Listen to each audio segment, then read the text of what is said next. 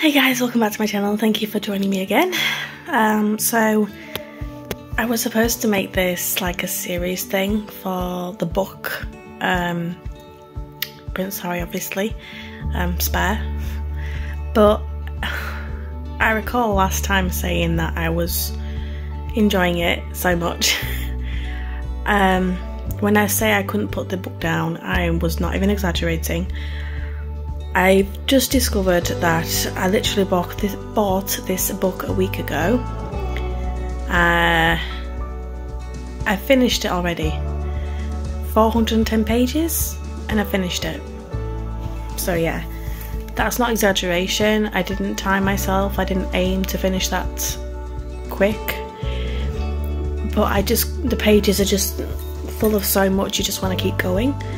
I found myself not unhealthily, but staying up a bit to keep reading. I also found my opinion of a lot of stuff changing. Yeah, controversial. And it's so hard to delve into everything because there is just so much, because he covers parts of his life, obviously, different chapters, but little moments basically. To be honest, right now, not all I can say, but what I would start off with saying is, don't judge him because you don't know what's going on behind everything. People think he's a spoiled brat basically because he was born into the royal life, you know, privileged life basically. But little did we know about what he's feeling, what it is like to be behind that door, into that life basically. You would never know unless you're in royalty or in a privileged family that controls you. You would never know what it's like, so we can't judge on that really. But there is just I don't even know where to start. When I first started this book, I had an opinion on the family, the royal family. I had an opinion on him. I had an opinion on her as well. Fair to say, my opinion has changed a hell of a lot. So much to the point where I actually feel a bit guilty for some of the thoughts I had on Meghan. It wasn't so much that she's a brainwasher, but as Harry does rightly say so in his book, the press painted her in a very nasty light, and being consumed by this, press, you get an opinion on it. Usually I'm open-minded about these things, but when the photo's taken at that shot and he looks unhappy, you're bound to think, oh yeah, he really is unhappy. But that's not the case. It's far from it. Nothing to do with her. So I've had second thoughts about posting the rest of the pictures, mainly because it was a hell of a jump from page 85 all the way to 410. I will post it because I did say I would do that, so I'm going to keep to my word, but I don't expect everybody to read it, so each to their own.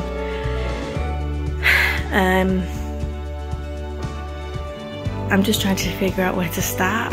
So much.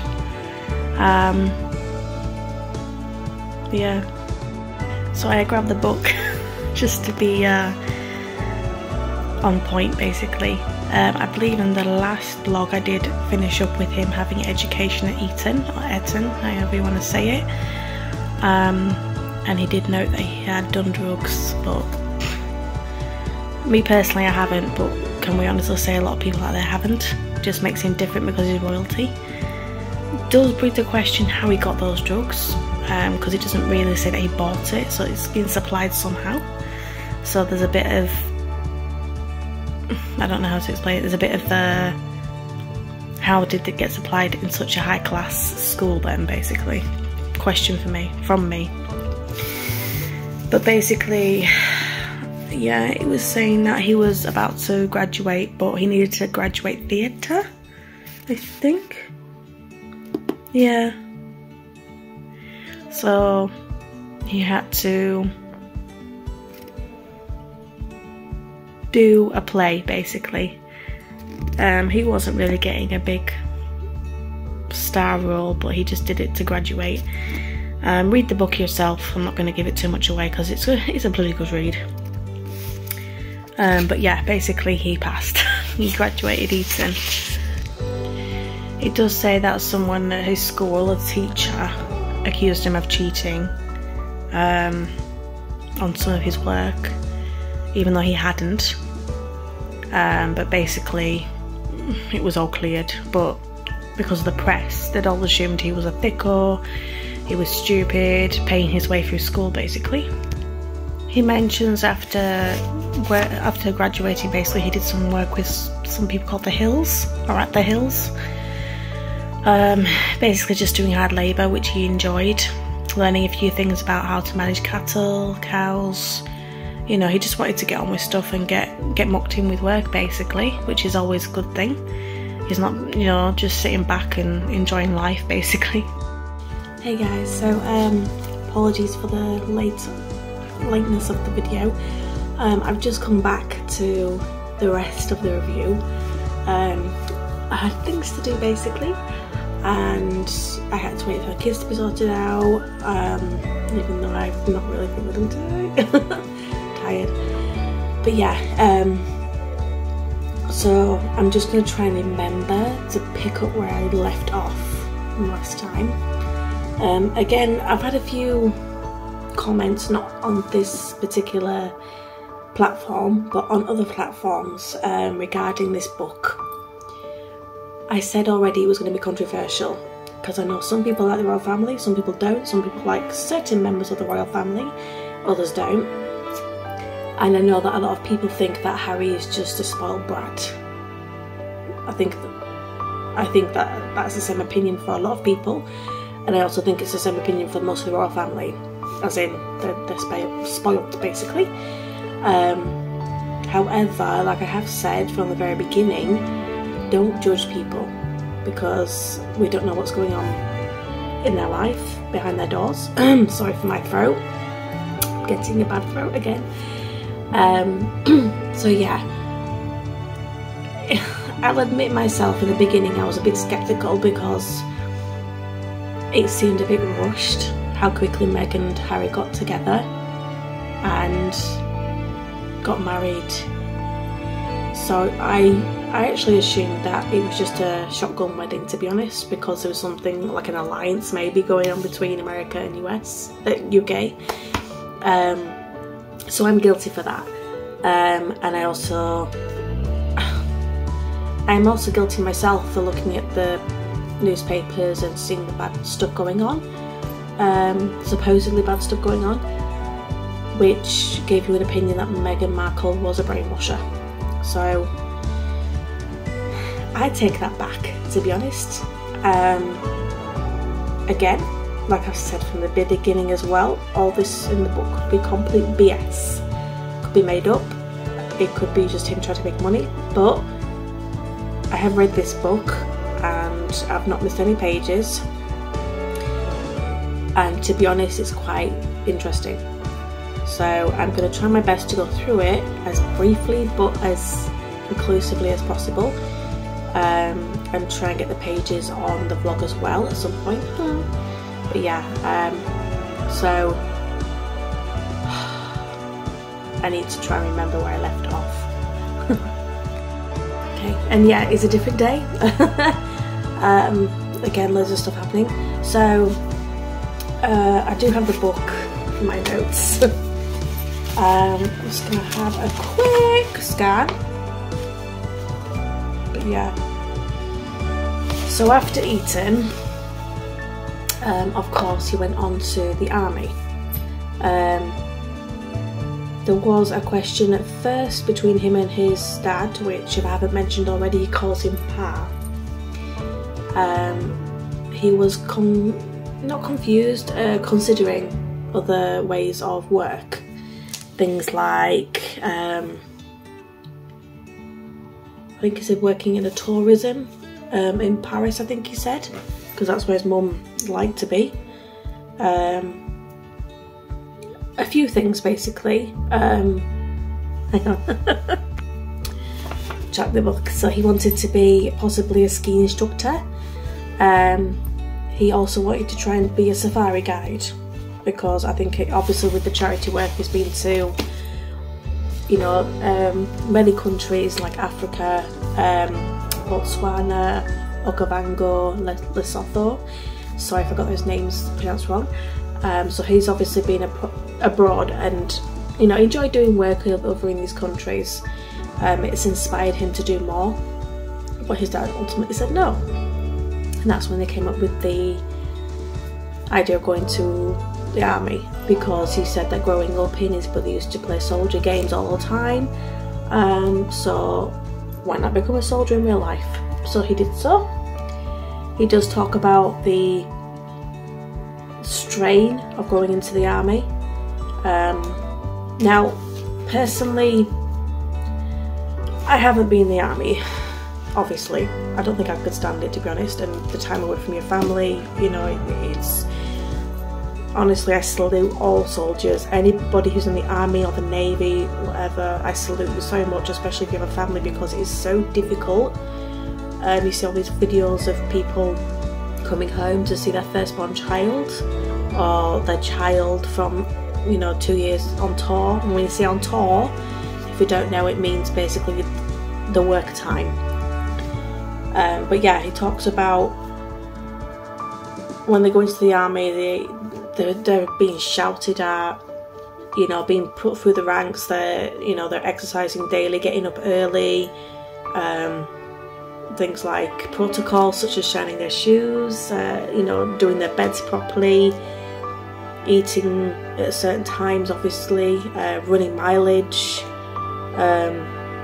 There's just so much they go through in the army, and it's basically a situation where it will tell you if you're ready to be in the army or not, if you're able to be in the army. In other words, if you can't handle this, you cannot handle being in the war or in the army, because if you can't mentally, physiologically, socially, emotionally, whatever, manage it, you're not cut out to be in the army, basically. In a way, I suppose that's good, because it prepares the soldiers, but at the same time, it's also the stuff that he's written about. It's just some of it's quite degrading, and then some of it is really encouraging, and at the same time a lot of it is a bit concerning. For example, towards the end of the training, they're assumed that they have finished their training, so they think everything's fine, and then suddenly some people walk into an area where they are, grab him and others, basically his batch, you might call them. I can't remember the exact details, but I don't want to say too much, because it might trigger somebody who watches this, so I'm trying not to trigger PTSD. But basically, they are put through strain, stress, anxiety, fear, so much to the point so that they are in a room naked and bags over their heads. Basically a hostage situation, and they are unknowingly put through a test to see if they can manage or give information out about anything in the war.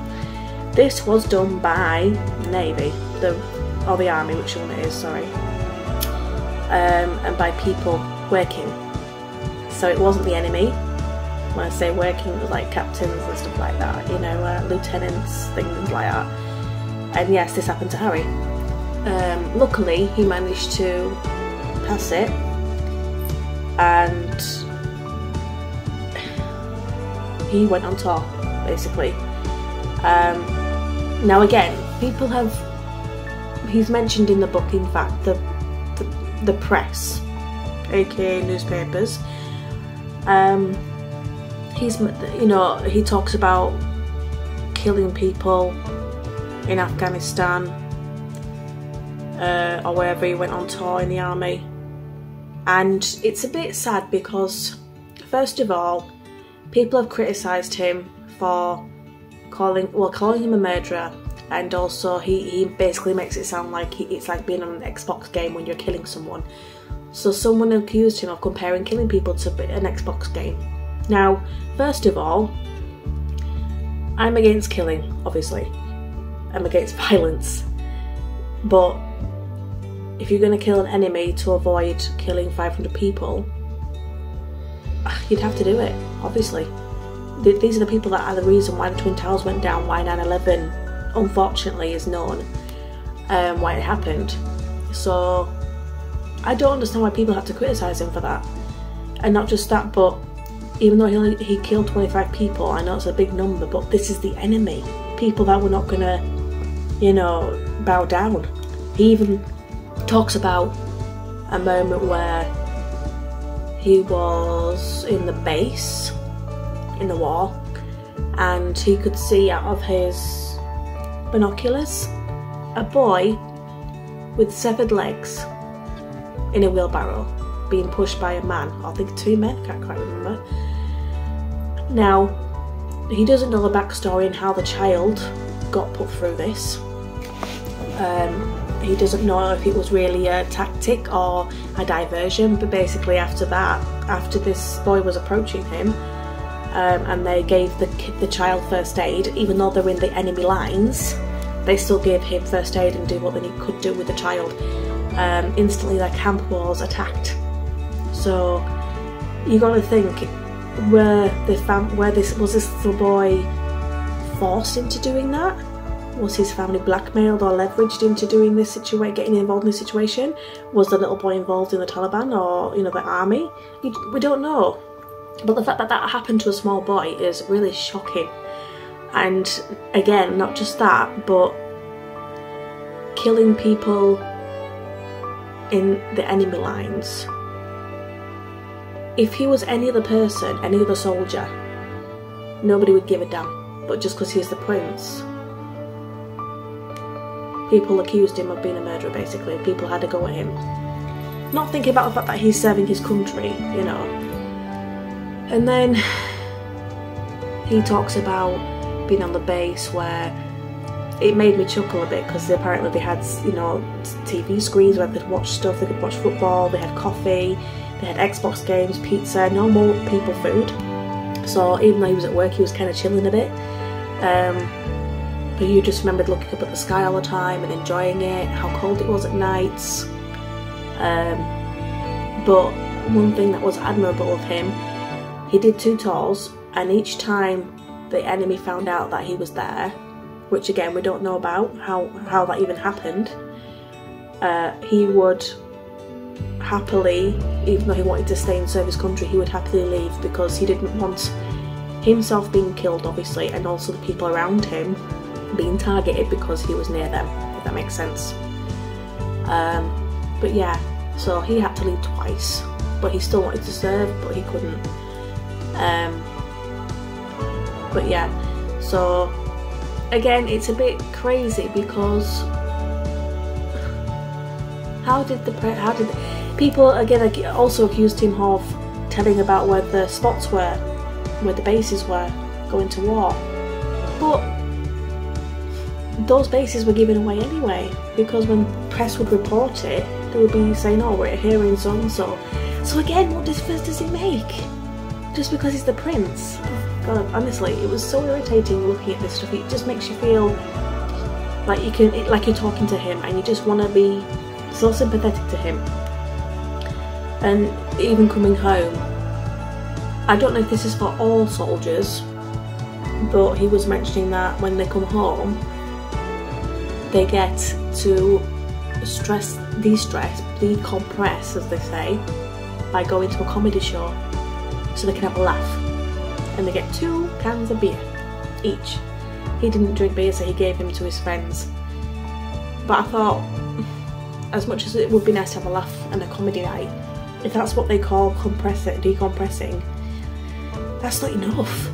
After all that stress, killing people and seeing people being killed, you know, in a war zone, it's not a day at work, you know, it's not a day at the office. You can just go to the pub, it's a completely different situation. So if that is the case, it's no wonder soldiers have trouble adjusting to coming home and have PTSD.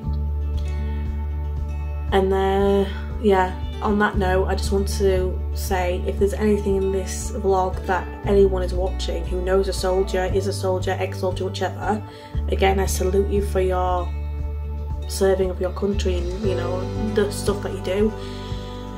I hope it hasn't triggered any upset. If it has, I do apologise right now.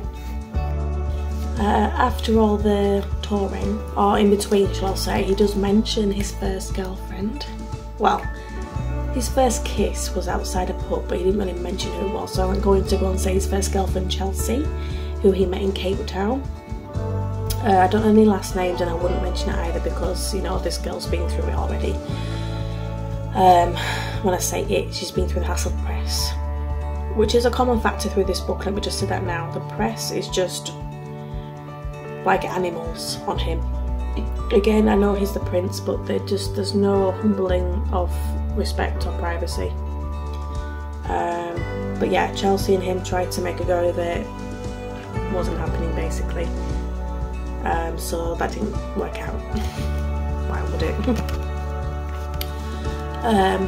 Sorry for the brief gap. Just, like I said, I keep checking the book to make sure that I can get what I can out.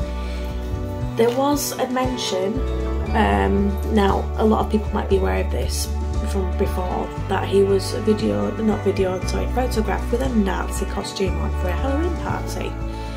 Now again, this is going on his word, but I'm not sure if, again, if people are not going to read his book, they won't know. But that costume, well, first of all, he didn't want to go to this party. He was not really keen on it, but he was convinced by Will and Kate. But yeah, he was having trouble finding a costume, so Will and Kate were the ones who chose the costume. He wore it, and then he got criticised for it. Not one time did Will and Kate have his back, or the palace have his back and, you know, ask him to, you know, apologise on his behalf or apologise with him, which I thought was not fair, to be honest. He didn't really mean any harm by it, but, you know, and he did his best. He reconciled with a lot of people. He, you know, spoke about it, gave a statement on it, apologised, spoke to some people who were involved in a certain way, like ancestrally or whichever, like their grandparents were in that war basically. But he did it alone, and he's done a lot of these things alone. He's had a lot of crap basically, and the palace has never once had his back. Again, he is constantly told to just not read anything and get on with it. Don't read into it, just get back to work another day basically.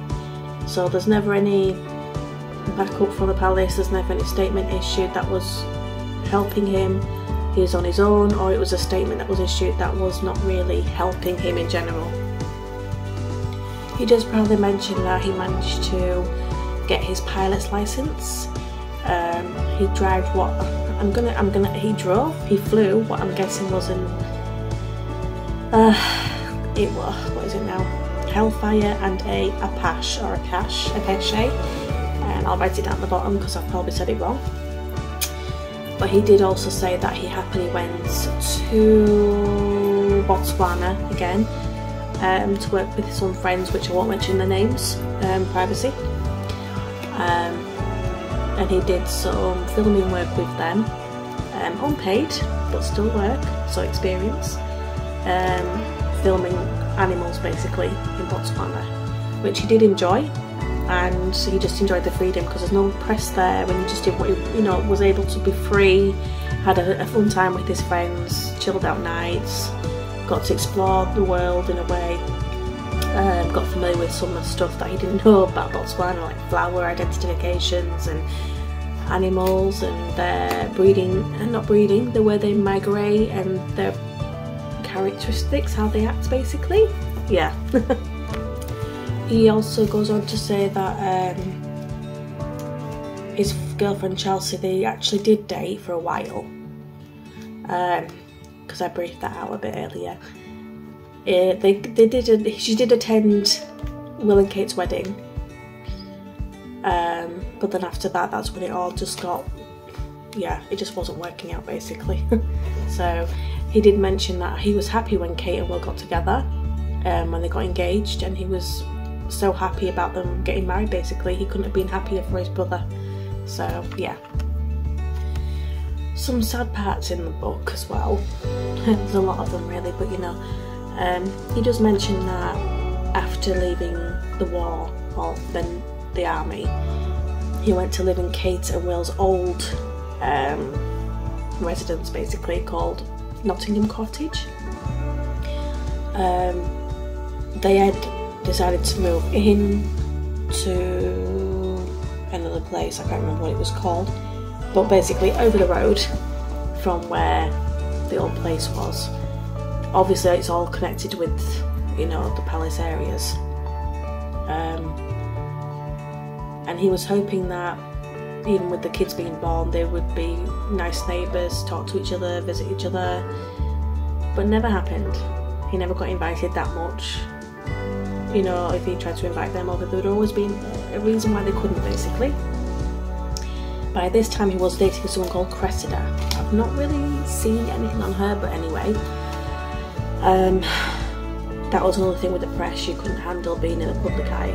Not because of him, not because she didn't want to be with him, but she just couldn't handle all the paparazzi's following him everywhere. He does mention having panic attacks a lot. Concert at Wembley Arena regarding his mum's 20th anniversary. Constant panic attacks, anxiety and fear, and I'm guessing that was the result of PTSD from his mum's death, not being able to talk to anyone about it, not being able to be emotional about it, and also from the army, same situation.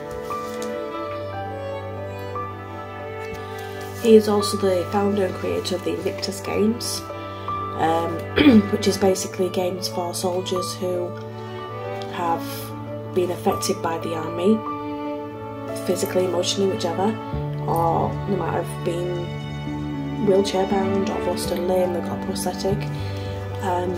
After visiting soldiers who had gone through major changes in their life, basically, he created the games to give them something fresh to rediscover talents inside themselves that had been lost, and that is what one of the soldiers told him, that when he went to go see, I think it was a game of some sort, might be basketball, I can't remember, it's hard to look through the book for all these things. He was incredibly impressed how they were so energetic and full of life doing these games, and when he asked them basically how do you manage that, is what they said, it's, you know, realising skills they never had or never thought they had.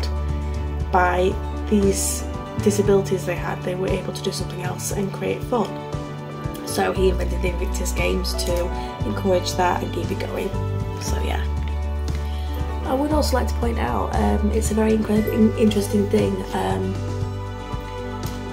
Harry actually explains that the palace had a lot of say over how they dress and their names, and he was saying that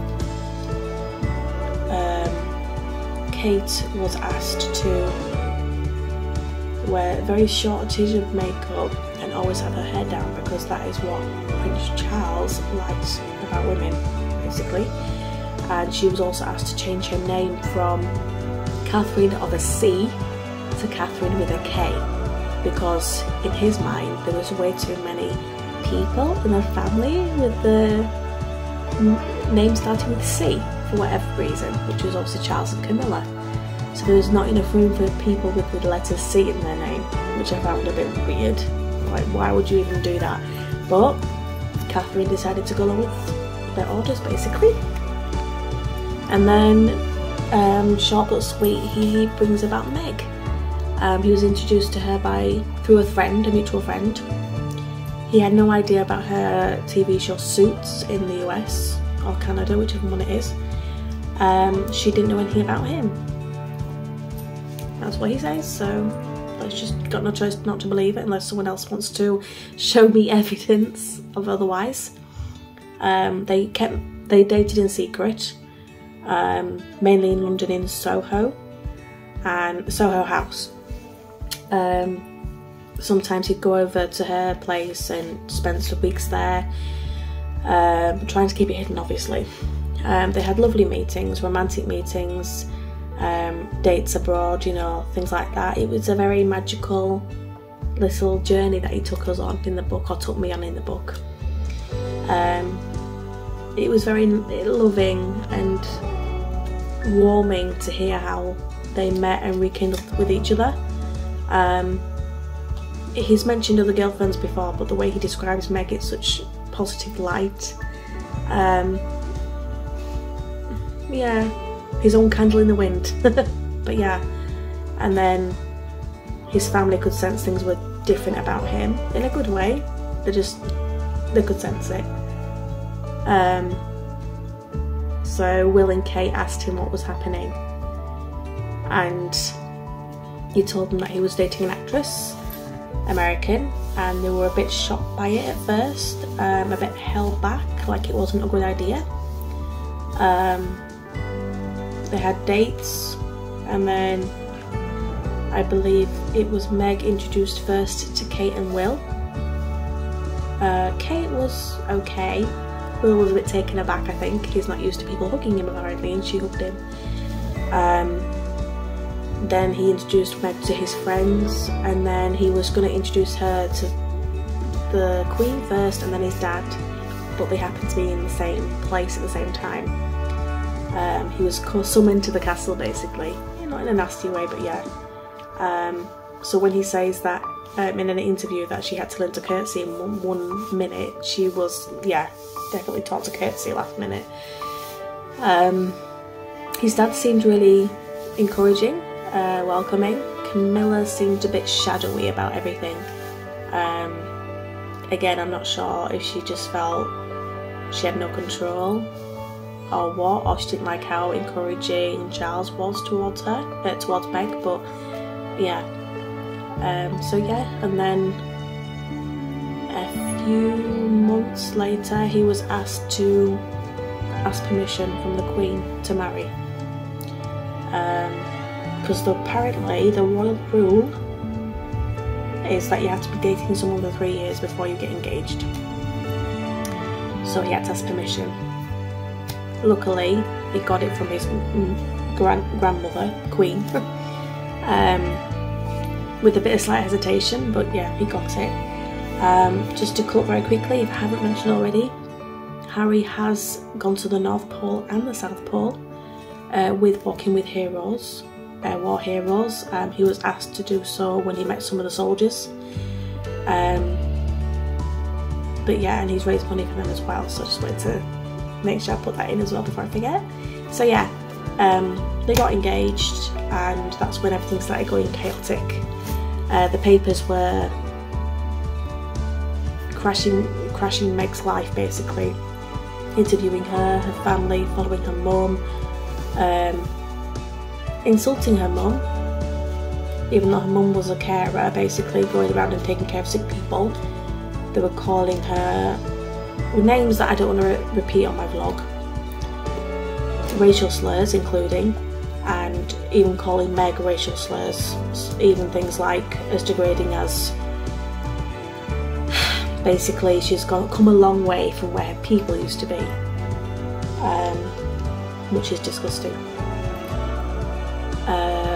Yeah, just nasty things, saying that Meg's brainwashed him, things like that.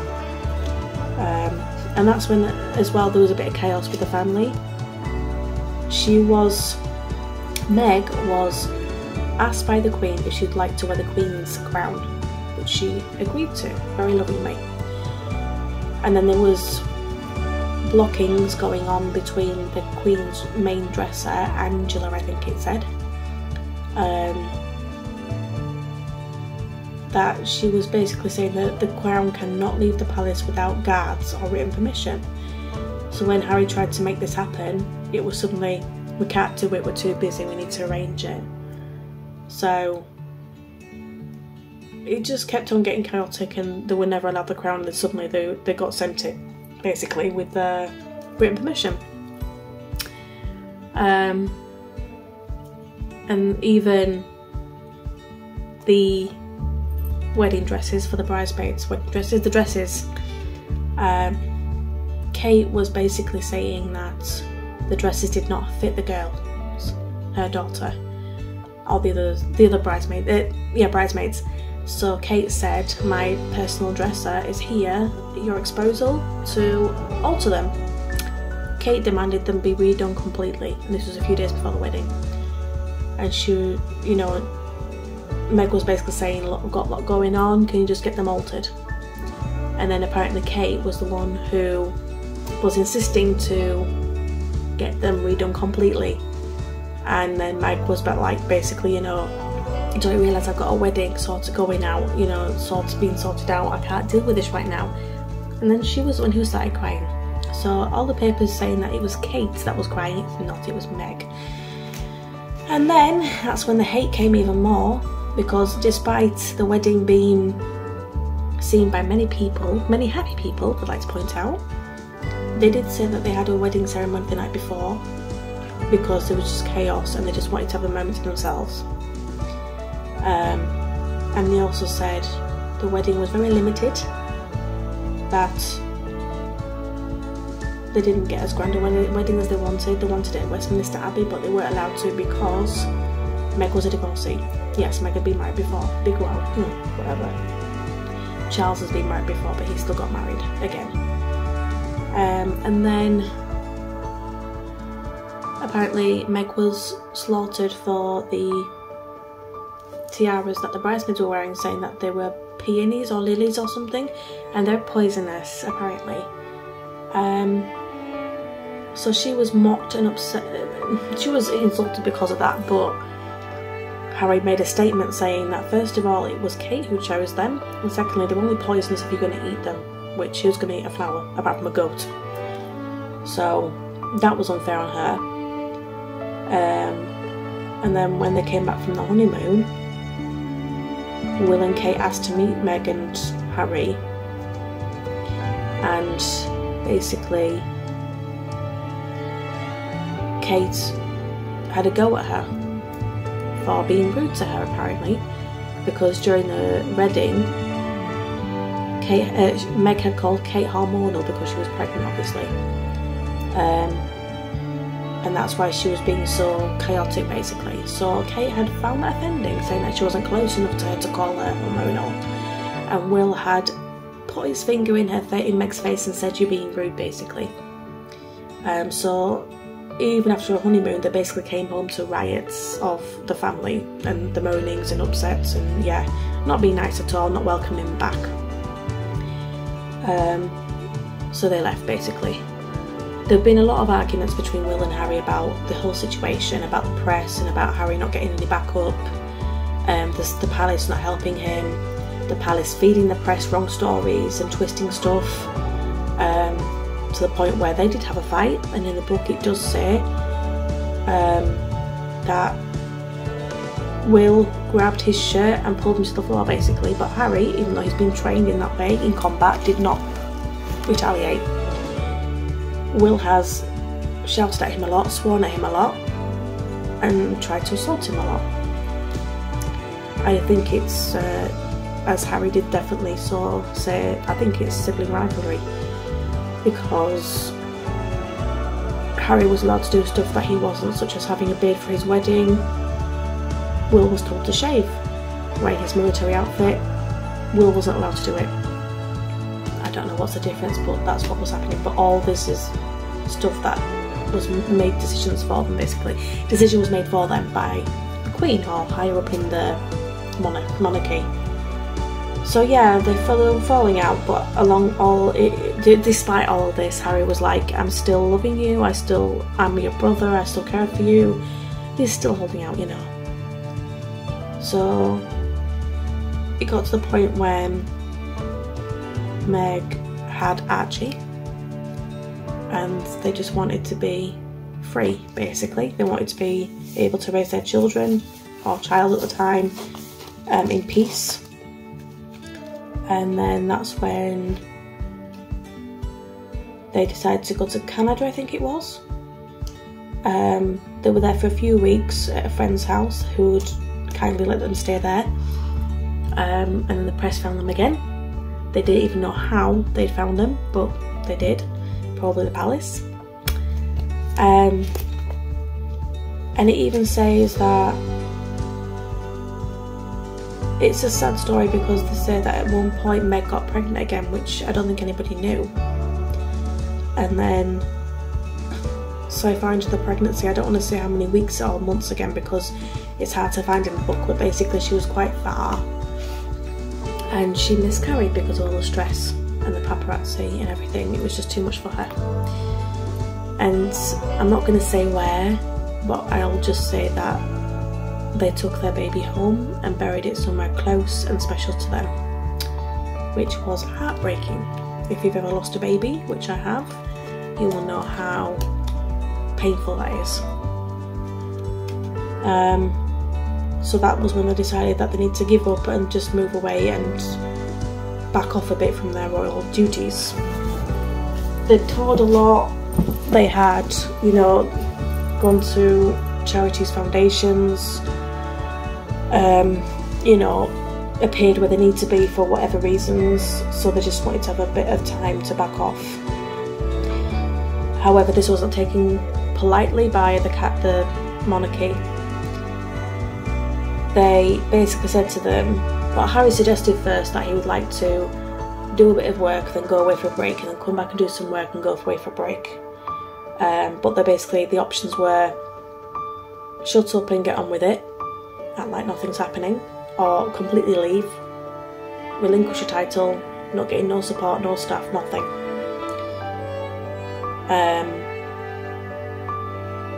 He opted for slowly relinquishing the title, basically, because that was all that was available. I would like to point out at this point that all the times they've asked for help for himself, for Meg, you know, to relinquish the statements and stand up for them, basically.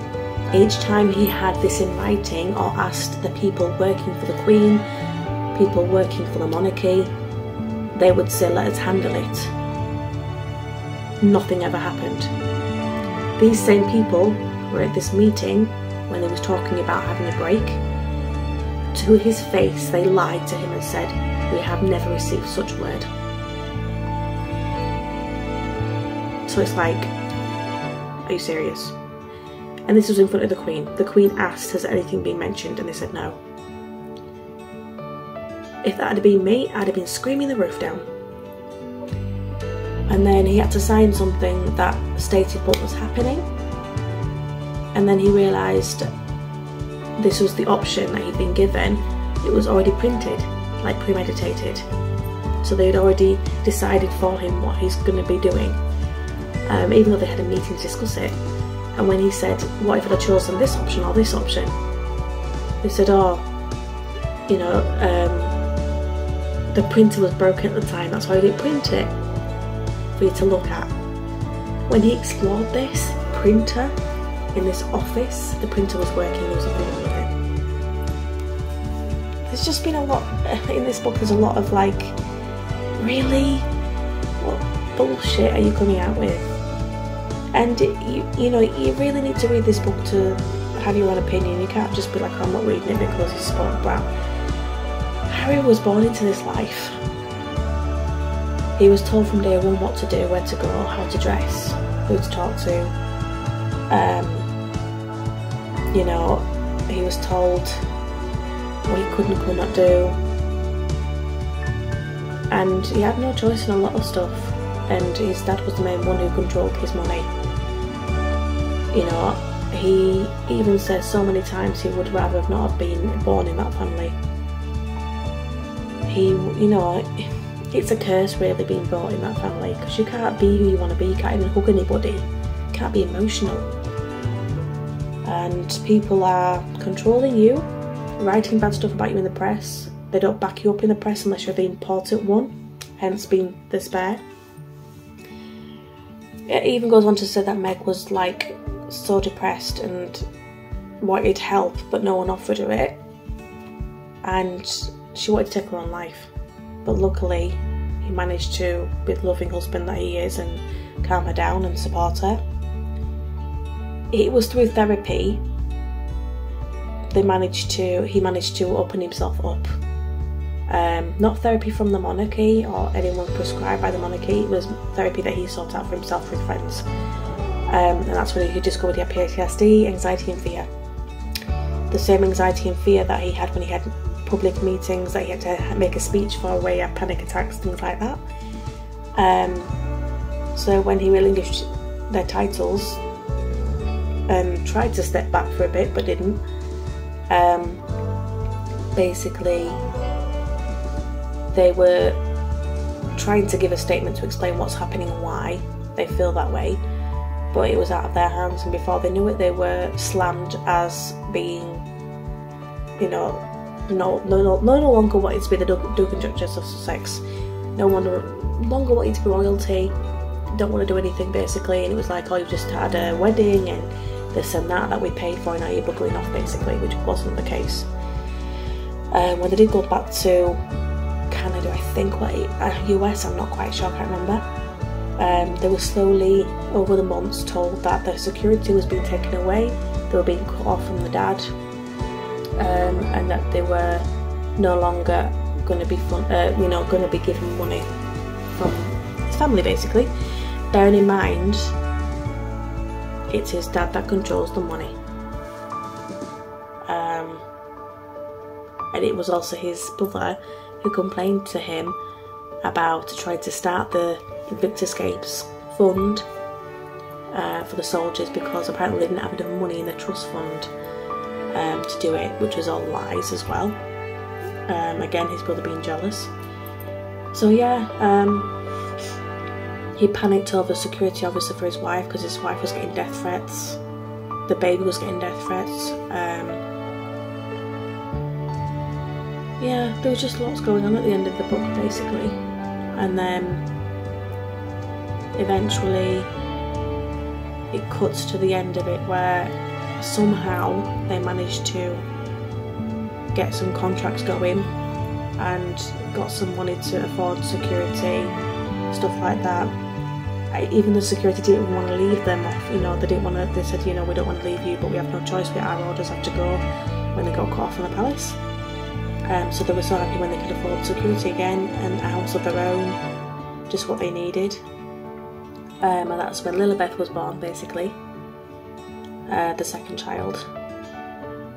It was noted that all throughout his journey he felt his mum was there, almost like an anonymous shadow, and they had a picture at one of their friends' houses from a Roman Empire apparently, and Archie was noted to be staring at it all the time, even giggling. And then when they looked at the plaque, it was something about Diana, a battle of Diana, or it was a picture of a woman of Diana or something, not actually Diana but a woman who was called Diana, which is, I don't know. And then he also noted that there was a hummingbird always in the house, which we found out was supposed to be the spirit of someone apparently. But yeah, overall, to be honest, there's so much more I could tell you, but in this book it changes your opinion on him. He went through a lot, Meg went through a lot, all of his girlfriends went through a lot. When his friend Caroline Flack passed away, you know, that upset him as well. All he wanted was just to be able to do stuff to help people, to serve and to work hard, to have a family, someone to love him, someone he could love. He wanted family that he could be close to, you know, and hug them, be emotional with them, stuff like that. He was never allowed to, or he wasn't given the opportunity until he really got it himself. The press, you know, turned on him heavily. He says that he thinks the palace fed the press bad information on him, or twisted it. Only he will know that. But he went through a lot, and to get where he is now, I think it's hands off to him. He's done a good job. And like I said, I've changed my opinion on this whole situation. I'm thoroughly on his side now, and I'm happy that him and Meg are happy now. I'm happy they're still together. I'm happy with their, you know, they've got their children, they're healthy, they're doing well. It's just sad that his family, his dad and his brother and Kate, don't feel they need to apologise to him, and don't feel the need to apologise for not helping him out more, for constantly being at his, you know, when he asked for help there was nothing there. It's not right. You know, yes, okay, he did drugs, but who didn't? You know, there's so many people out there who did when they were young. I'm even questioning how it got into the school, but you know. Yeah, he's just a guy who needed the love of his mum, and his mum had passed away because of the accident, which also, if I haven't mentioned, he did mention that he'd actually looked into the death of Diana.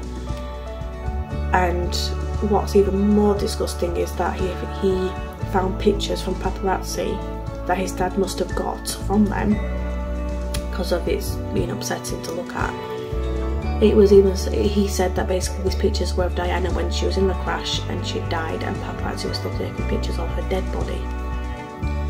He also mentioned investigating it and driving through the exact same tunnel at the exact same speed, and he never once had an issue, obviously, because he's here but now, bless him.